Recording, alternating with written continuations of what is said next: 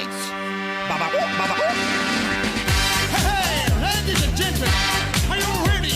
I feel good. Oh, yes. Oh, my love, I wanna make you move. Hey, hey, baby, all night long. My song is made for you, baby, and everybody's with me. I gotta be the good baby.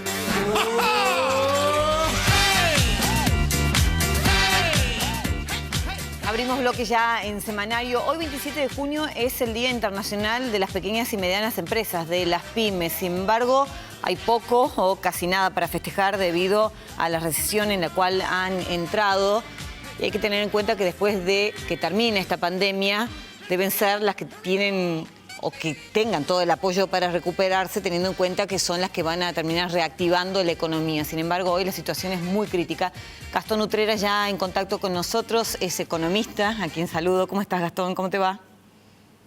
Muy bien, Cruz. Gusto verte. ¿Cómo te Bueno, va? es lo que decía, ¿no? Nada para celebrar, al menos por ahora, en esta situación de la pandemia que inclusive ha agravado algo que ya era crítico para estas empresas. ¿Qué cantidad de empleados contienen las pymes? Bueno, tienen el grueso de los empleados en Argentina. Alrededor del 60-70% de los empleados están en empresas pymes. Por supuesto, hay sectores que tienen más empresas pymes que otros, y es muy importante lo que planteabas. Las empresas, las pequeñas y medianas empresas, ya venían sufriendo una ya larga recesión de por lo menos 2 años, agravada de una manera dramática por lo que está ocurriendo en Argentina y en el mundo por el impacto de la pandemia de COVID-19. Por supuesto, con muchísimas diferencias por sectores. Si algo está ocurriendo hoy en Argentina es que hay una heterogeneidad muy grande entre sectores.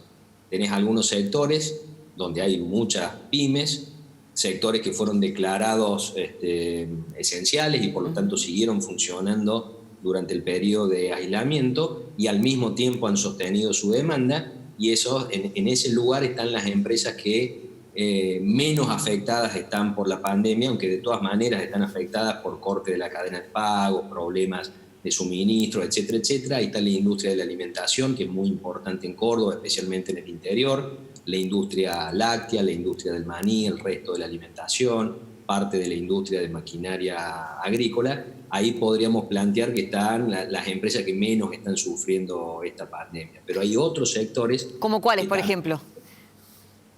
Otros sectores que han sido también declarados esenciales, pero cuya demanda cayó, las estaciones de servicio. Todos sabemos que siguieron funcionando porque son esenciales, pero la demanda cayó drásticamente, con números recién publicados por la Federación de Expendedores de Combustibles.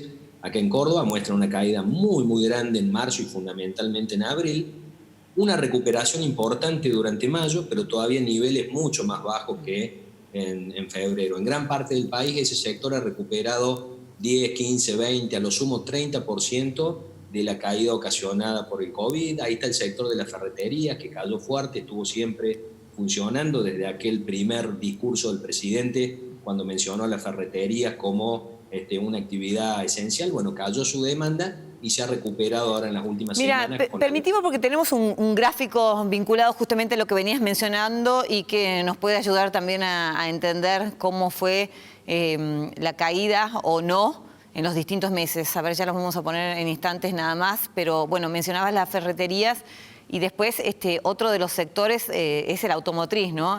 Afectado en demasía, también en algún momento. Ahí está, el de las autopartistas, perdón. Ahí lo tenés al gráfico, mirá. Exactamente. Ahí arriba tenés lo que te mencionaba de industria láctea, que mantuvo su nivel de producción, pero ahí podríamos incluir el resto de la industria alimenticia, también claro, maquinaria agrícola. En el segundo lugar está esa línea gris ahí de las ferreterías, que en este caso está reflejando esa información muy reciente, que incluye hasta lo que va de junio, pero que representa a varios sectores en la misma situación. Te mencionaba el de las estaciones de servicio. Y la línea naranja, que como bien decías, muestra la evolución de la cantidad de unidades producidas en las autopartistas de Córdoba, que proveen a la industria automotriz. Ahí podemos ver una suba en marzo por una cuestión estacional, que siempre la industria autopartista produce más en marzo que en febrero y que en enero, porque en febrero y enero hay parada técnica, vacaciones, etc.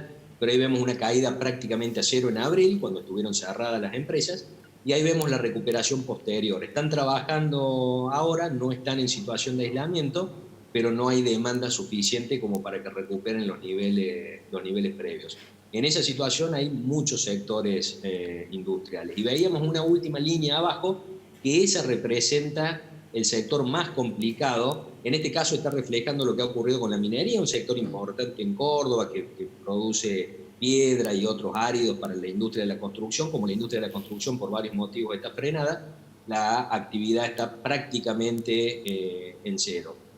Esa situación particular de la minería se extiende a gran parte del comercio y a todo lo relacionado con el turismo, que es tan importante para Córdoba, la hotelería, gran parte de la gastronomía, las agencias de viajes, todas las actividades de esparcimiento, todo eso está prácticamente en cero o directamente en cero, y ahí es donde hay más riesgo de pérdida de pequeñas y medianas empresas, que cuando se pierden más que empleo, no solo empleo, se pierden capacidades empresariales, se pierde experiencia en un sector, y eso termina siendo dramático por algo que mencionaste y es muy importante. ¿Quién nos va a sacar adelante cuando pase la pandemia si perdimos parte de nuestras empresas?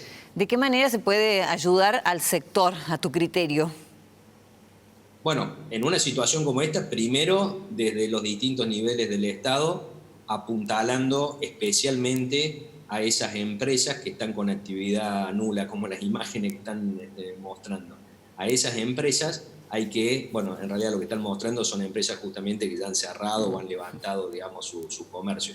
Pero hay que evitar que eso se siga extendiendo, y ahí no hay demasiadas herramientas que bajarle impuestos, permitirle que los paguen con tiempo los impuestos e inyectarle financiamiento a las empresas. El gobierno nacional intentó con varias herramientas, pero obviamente eso es insuficiente en un contexto tan dramático. Ahora que mencionabas algunas herramientas dispuestas por el gobierno nacional, inclusive también por el gobierno provincial, ¿habrán estado en algún punto mal otorgados a lo mejor los subsidios, mal direccionados, teniendo en cuenta que no se puede dejar morir a una pyme, a una empresa, porque es el motor que después va a poner en marcha o de pie al país?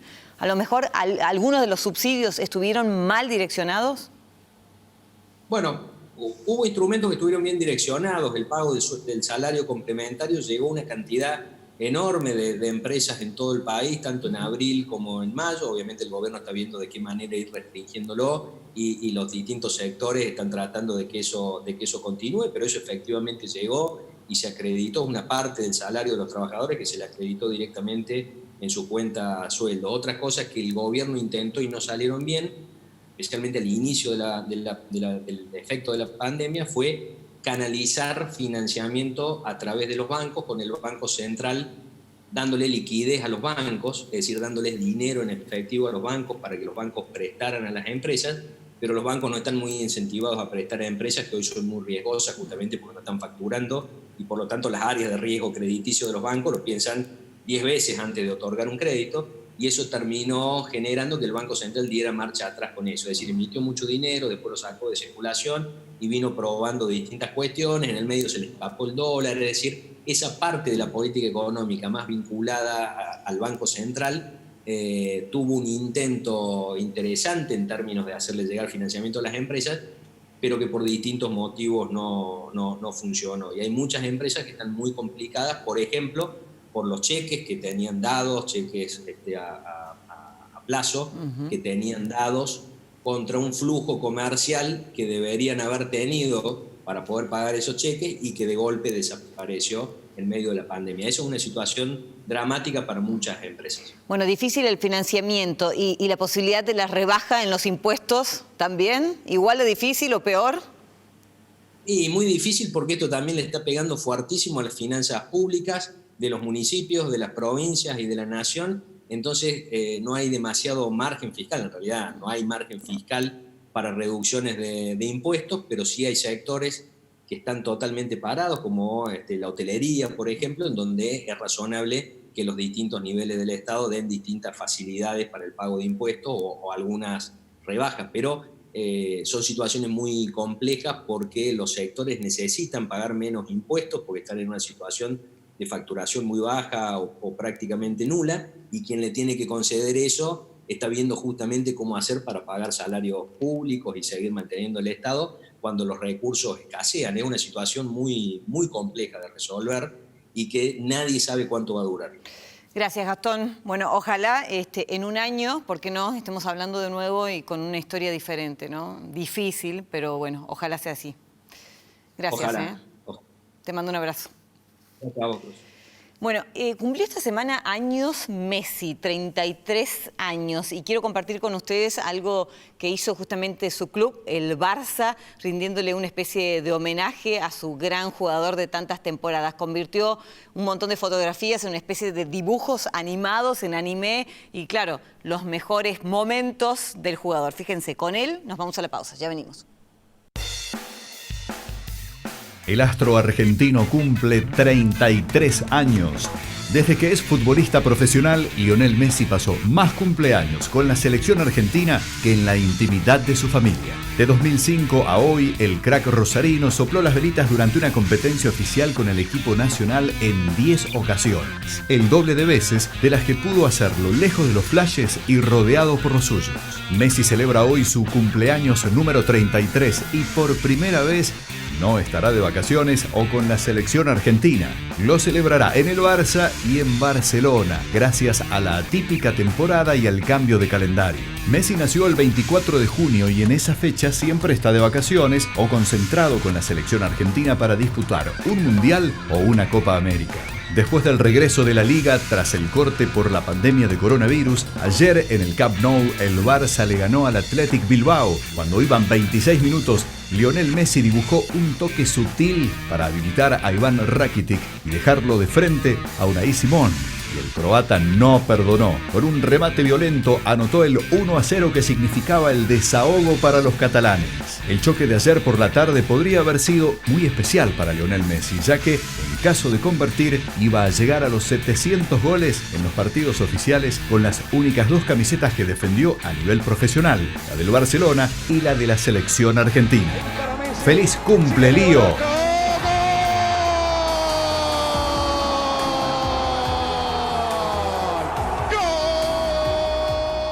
Vamos.